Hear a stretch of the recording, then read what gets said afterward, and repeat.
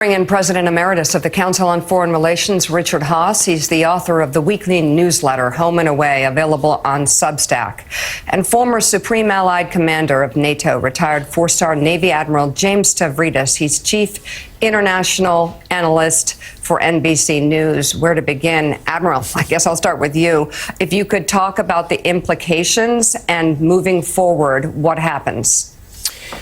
Well, first and foremost, a very good day in the world of counterterrorism. Yahya Sinwar has significant blood on his hands, not just Israeli, but also for Americans. And I, for one, salute the Israeli Defense Forces on a signal victory. I have heard and I agree with the comparisons to taking out Osama bin Laden. It's really at that level within the context of the Middle East. Point two to be made is I am hopeful that this opens some new possibilities for a ceasefire. I think we heard already from the Prime Minister of Israel that perhaps the war will simply continue as it is. Let us hope that there can be a path to ceasefire, calming the situation in Gaza. Hamas is effectively broken as an organization. Their ideology will perhaps continue on. I think, frankly, in the end, many of the Palestinians in Gaza will be happy to see the back of Yahya Sinwar. And then third and finally, from a U.S. perspective, this is the moment for the Biden administration, my view, to redouble their efforts at the ceasefire piece of this. I think it's a given that Israel will continue combat north in Hezbollah territory, but I think there is a possibility here. I don't want to state it, don't want to get ahead of ourselves, but let us hope there can be some life breathed into the ceasefire. Richard, Tom Friedman has reporting on on Tony Blinken's efforts with other Arab countries to get to the day after and what that would look like in Gaza, including some kind of pan-Arab security force based in the Strip. How does the killing of Yahya Sinwar make that more or less likely, and what do you think the kind of time frame for that might be? Well, it's up to essentially the Israelis whether it's more likely. Whether you have a ceasefire or not, that takes both Hamas and Israel to do. It takes two to tango or to stop dancing. And it's not clear that you'll have the leadership on Hamas side to make such a choice. Not clear whether Israel would accept it. But to go to the aftermath, that's something that can be done a bit more with U.S. leadership. And I would actually say this is a moment to think big.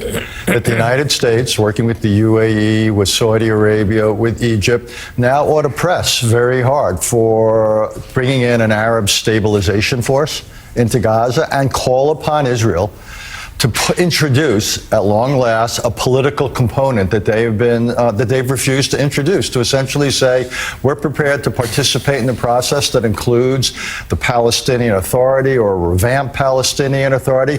No one's asking anyone to sign on to a two-state solution today, but to at least begin a credible process enough that does two things. It gets an Arab stabilization force to enter Gaza, so you have some security and governance. And by the way, this would not be peacekeeping. This would potentially have to fight off Hamas remnants and to begin a conversation with Palestinians. The way to defeat Hamas is not just with a gun.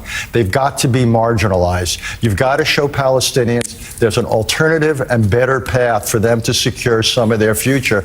And that's something only Israel can introduce by introducing a political component to its policy. So, Admiral, to Richard's point, I have some new reporting this morning. The White House certainly sees this as an opportunity. At minimum, they hope the de-escalation of the fighting. And yes, but they feel like they can perhaps get back to that ceasefire for hostage release deal, thinking that now that with Sinwar's death, that'll placate some of the extreme forces in Netanyahu's government who just want to continue the bombardment. Maybe this gives momentum to those there who say, look, we can start easing up. Let's get these hostages home. My question to you is, do we think Netanyahu is going to listen? I am not sure if he will, simply because there is a certain level of momentum and vested interest on the part of Bibi Netanyahu for the conflict to continue. It pushes off the inevitable investigation into what happened on October 7th, a massive failure of his government intelligence and defense.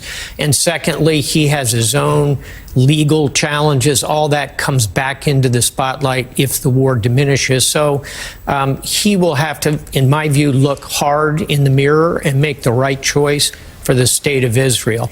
Let's hope he does so. I do want to make one additional point. We're talking a lot about the Israelis and the Palestinians and Washington. There's another actor here, of course, and that would be Tehran. What are the Iranians going to do? They're kind of reeling at the moment, watching Hamas severely degraded, Hezbollah in the process of being degraded, massive strikes in Yemen by long-range U.S. strategic bombers against the Houthis. So, yes, Tehran is feeling the incoming, as would say in the military world, but they, make no mistake, they will be involved in